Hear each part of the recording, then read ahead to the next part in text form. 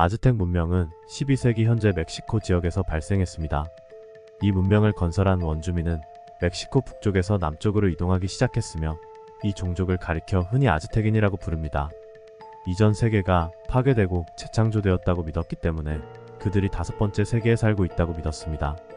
그들의 신화에 따르면 신들은 현재의 세계를 만들기 위해 자신을 희생했고, 아즈텍인들은 재물과 의식을 통해 이 희생에 보답하는 것을 그들의 의무로 여겼습니다. 종교는 아즈텍 사회에서 중심적인 역할을 했으며 그들의 신념체계는 여러 가지로 얽혀 있었습니다. 그들은 각각 자연세계와 삶의 다른 측면을 나타내는 여러 신을 숭배했습니다. 그들의 판테온에는 태양신이자 아즈텍의 수호신, 비의 신, 지식과 문명과 관련된 깃털 달린 뱀의 신 같은 신들이 있습니다. 아즈텍인들은 그들의 신들이 끊임없는 영양분을 필요로 하고 우주의 균형을 유지하기 위해 인간을 희생해야 한다고 믿었습니다. 그들은 희생행위를 신성한 의무이자 신들과 소통하는 방법으로 여겼습니다. 전쟁, 농업 또는 다산과 같은 특정 영역과 관련된 특정 신에게 희생을 바쳤습니다. 아즈텍 왕국의 수도인 테노치티틀란은 아즈텍 세계관에서 중요한 역할을 했습니다. 그들은 이 중앙 위치가 지상 영역과 영적 세계 사이의 관문이라고 믿었습니다. 도시는 서로 다른 차원과 영역을 연결하는 축으로 간주되었습니다. 아즈텍 문명은 수세기 동안 번성하여 15세기와 16세기 초에 절정에 이르렀습니다. 아즈텍의 전쟁 방식으로 대표적인 것은 꽃전쟁입니다. 꽃전쟁은 이후 서구 역사가가 붙인 이름인데 종교적 영토적 목적을 위해 아즈텍이 수행한 일련의 의례적인 전투였습니다. 아즈텍인들이 꽃의 개화와 생명의 재생과 연관시켜서 꽃전쟁으로 알려졌습니다. 그들은 전쟁에 참여하는 것이 그들의 신들을 달래고 죽음과 삶의 연속적인 순환을 보장할 것이라고 믿었습니다. 또한 전쟁을 통해 아즈텍은 인간 희생을 위해 포로를 확보하고 영토를 확장할 수 있었습니다. 전투원들은 목검, 곤봉, 깃털과 같은 치명적이지 않은 무기를 갑옷에 부착하고 싸웠습니다. 살인보다는 포로를 잡는 데 중점을 두었습니다. 하지만 이러한 아름다운 이름과는 반대로 실상은 상당히 추악한데, 이 전쟁이 사람을 죽이지 않고 포로로 잡아 이후의 인신공양을 위한 용도로 사용했기 때문입니다.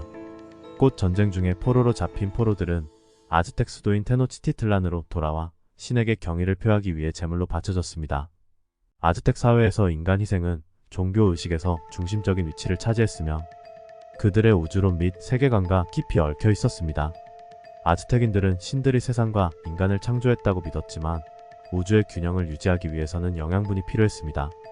그들은 신들에게 합당한 희생을 바치지 않으면 세상이 혼돈과 재난에 빠질 것이라고 믿었습니다. 인간의 피는 신을 지탱하고 달래는 생명력을 지닌 가장 강력한 제물로 여겨졌습니다. 인간 희생행위는 신성한 의무이자 인간과 신 사이의 의사소통 수단으로 여겨졌습니다. 이러한 제물을 통해 아즈텍인들은 감사를 표하고 축복을 구하며 사회의 지속적인 안녕을 보장할 수 있다고 믿었습니다. 농업, 전쟁, 다산과 관련된 신을 달래는 것뿐만 아니라 사원 봉헌이나 통치자의 승천과 같은 중요한 행사를 표시하는 것과 같은 다양한 목적을 위해 희생이 제공되었습니다. 희생자는 종종 전쟁포로, 범죄자 또는 신체적 특성이나 사회적 지위에 따라 특별히 선택된 개인이었습니다. 그들은 신의 살아있는 화신으로 간주되었고 그들의 희생은 신성한 창조행위를 나타내는 것으로 여겨졌습니다. 의례 자체에는 규정된 단계와 절차를 꼼꼼하게 따르는 사제들이 수행하는 정교한 의식이 포함되었습니다. 이 사제들은 종교 문헌에 대한 광범위한 지식을 가지고 있고 의식의 적절한 집행을 보장하는 책임이 있었습니다. 희생의 과정은 종종 적절한 희생자를 선택하는 것으로 시작되었습니다. 앞에서 언급했듯이 전쟁포로나 신체적 특성이나 사회적 지위로 선택된 개인이 선호되는 경우가 많았습니다. 희생자들은 신성을 구현하고 우주적 조화를 유지하는 데 결정적인 역할을 한다고 믿었기 때문에 경외심과 두려움으로 대했습니다. 실제 희생이 이루어지기 전에 희생자들은 준비 기간을 거쳤습니다. 그들은 신에게 바치는 제물로서의 역할을 상징하는 정교한 의식의 복장으로 장식되었습니다. 이 복장에는 종종 깃털이 달린 머리 장식, 화려한 옷, 신성한 장신구가 포함되었습니다. 제사 의식은 사원의 꼭대기나 특별히 제작된 제단과 같은 지정된 신성한 공간에서 거행되었습니다. 이 위치는 신과 직접 소통할 수 있는 신성한 영역으로 통하는 포털로 간주되었습니다. 의식 자체에는 일련의 정확한 단계와 행동이 포함되었습니다. 사제들은 기도와 찬송가를 외우고 신을 부르고 그들의 축복을 구했습니다. 향, 허브 및 기타 신성한 물질을 사용하여 공간을 정화하고 신의 존재에 도움이 되는 분위기를 조성했습니다. 희생의 순간에는 종종 연극과 화려함이 동반되었습니다. 희생자는 석판 위에 눕히고 신속하고 통제된 희생을 보장하기 위해 팔다리를 묶었습니다. 가장 잘 알려진 희생 형태 중 하나는 일반적으로 포로 전사인 희생자가 사원이나 피라미드 꼭대기로 끌려가는 영광스러운 죽음이었습니다. 이집트의 피라미드가 훨씬 더 유명하지만 사실 아메리카 대륙에도 피라미드가 상당히 많이 세워져 있습니다. 메소아메리카 문명권 멕시코 중부부터 동부, 그리고 중미가 과테말라나 온두라스에 걸친 지역에 대부분의 피라미드가 있는데, 이집트 피라미드와의 가장 큰 차이점은 무덤이 아니라 제사를 지내던 것이 차이입니다. 이곳에서 사제가 피라미드의 꼭대기에서 적군 포로의 팔다리를 구속한 상태에서 흉부를 돌칼로 베어낸 후 심장을 꺼내어 제단에 바쳤다고 합니다. 그리고 시체는 사원 계단 아래로 던져집니다. 이외에도 의식을 행하는 방법으로는 대표적으로 5가지가 있는데, 평균적으로 심장을 꺼내 불에 굽는 것과 여성의 경우는 제단에 눕혀 목을 치는 방법이 사용됐습니다. 또한 화살로 벌집을 만들거나 불에 굽거나 맨몸에 칼 하나만 주고 전사와 겨루게 하는 등의 방법이 있었는데, 이는 제물이 피를 많이 흘릴수록 태양신에게서 더 큰 축복을 받는다고 믿기 때문이었습니다. 이는 당시 포로가 되었던 스페인 병사들의 기록에 잘 묘사되어 있습니다. 뿐만 아니라 이러한 인신공양을 했던 유적들이 실제로 발굴되고 있습니다. 2017년 멕시코 테노치티틀란의 아즈텍 피라미드 지하에서 새로운 해골탑과 수백 개의 뼈가 발견되었는데, 이 해골 중에는 전쟁에 참여하지 않았던 여성과 어린아이의 두개골이 발견되어 전쟁 포로 외에도 광범위한 인신공양이 있었을 것으로 추측하고 있습니다. 이 의식적인 살인은 희생자의 생명력을 해방시켜 신을 강화하고 우주 질서를 유지하는 에너지로 변환한다고 믿었습니다. 혈액은 수집되어 조각상에 기름을 바르거나 신성한 물건에 표시하거나 농업 비옥을 위해 밭에 뿌리는 등 다양한 상징적 방법으로 사용되었습니다. 혈액을 채취하고 사용하는 행위는 공동체의 이익을 위해 피해자의 힘과 생명력을 활용하는 것으로 여겨졌습니다. 인간 희생은 종교적 관습일 뿐만 아니라 사회적, 정치적 관습이기도 했습니다. 희생의 배분과 집행을 통제하면서 지배 엘리트의 권력과 권위를 공고히 하는 데 도움이 되었습니다. 웅장한 의식을 거행하고 풍성한 희생을 바침으로써 통치자들은 신과의 관계와 신민의 복지를 보장하는 능력을 보여주었습니다. 아즈텍인의 틀랄록 신숭배는 매우 잔인한 방식으로 이루어졌는데, 이들의 공양의식은 다수의 어린 아이들을 물에 빠뜨려 죽이는 방식으로 진행되었습니다. 이러한 제사가 1년에 몇 번이나 있었고, 원주민 출신 역사가에 따르면 매년 전체 아이들의 5분의 1이 제물로 바쳐졌다고 기록하고 있습니다. 그러나 모든 아즈텍인이 인간 희생에 참여하거나 지원한 것은 아닙니다. 그것이 국교의 중심 관습이었지만, 아즈텍 사회 내에는 반대의 목소리와 대안적인 영적 믿음이 있었습니다.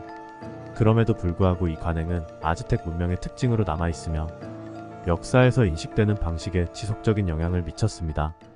또 다른 인신공양에 대한 가설로는 아즈텍인들이 고기로 단백질을 보충하려는데, 멕시코는 빙하기 이후로 대형 초식동물의 멸종으로 인해 사냥할 짐승이 있지 않았고, 개와 칠면조를 제외하면 가축이 없었으니 아즈텍인들이 동물 대신 인육을 먹는 식인 그 자체를 목적으로 인신공양을 치렀으며, 인구 20만 명이 넘는 대도시 테노치티틀란의 피라미드는 이러한 대량 학살이 있을 때마다 현대의 정육점과 같은 역할을 했다는 주장이 있습니다.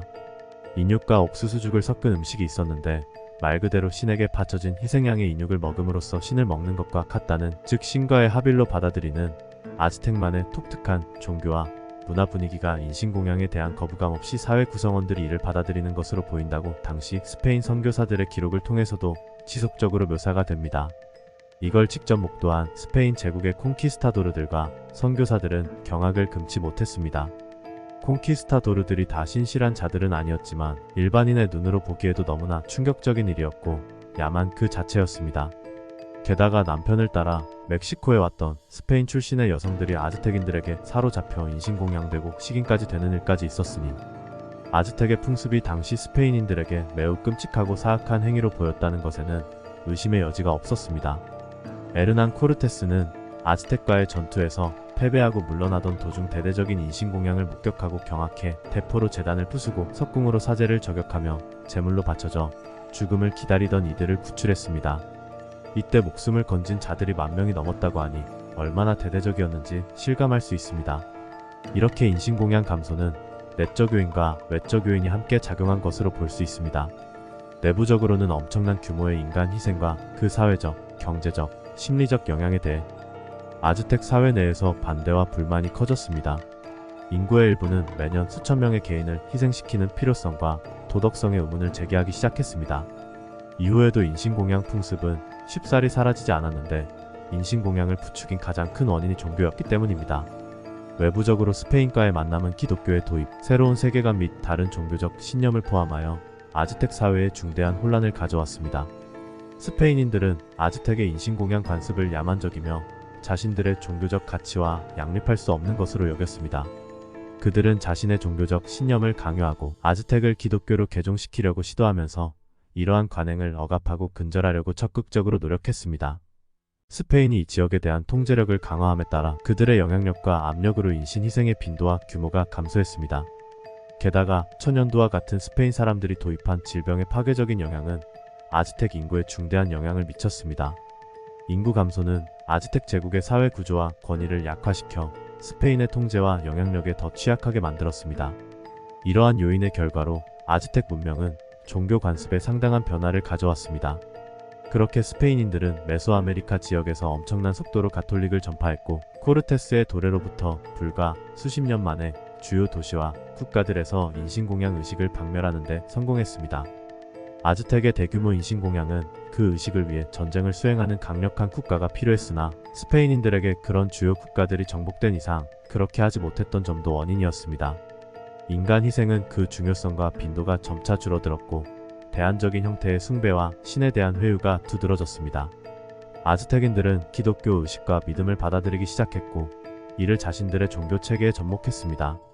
인간 희생의 종말은 아즈텍 사회에 중대한 변화를 가져왔습니다.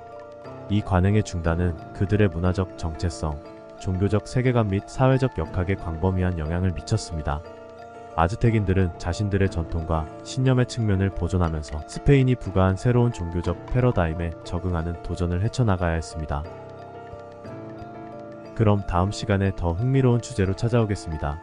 영상이 마음에 드셨다면 구독, 좋아요 부탁드립니다.